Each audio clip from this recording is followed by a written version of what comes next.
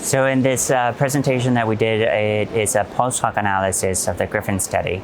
to evaluate sustained MRD negativity in patients who were treated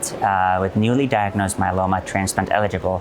treated with Daratumumab plus Bortezomib, Lenalidomide, and Dexamethasone as part of their induction, followed by transplant and consolidation, and then maintenance with Lenalidomide, comparing it to the control arm without the Daratumumab. And we did see across the board how patients who were in this study arm and received Daratumumab had not just a better depth of response compared to the control arm, which has been presented before, but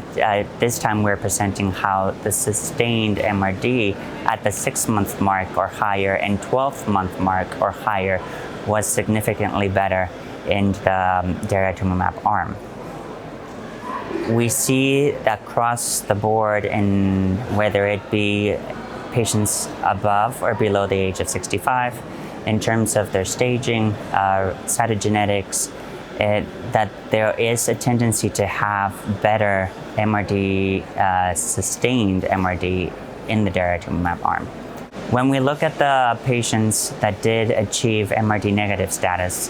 whether it be 6 months or more or 12 months or more, we noticed that the patients who did achieve MRD negative status had a longer period of PFS. This was in both arms, both the Daratumumab study arm and the control arm. But when we actually looked at the duration of the PFS, the median PFS was even longer in the Daratumumab arm. Now, this was using an MRD of 10 to the minus 5, which was part of the secondary objectives of the study. But we also took a look at MRD at 10 to the minus 6, and we saw that there was a similar trend at 10 to the minus 6.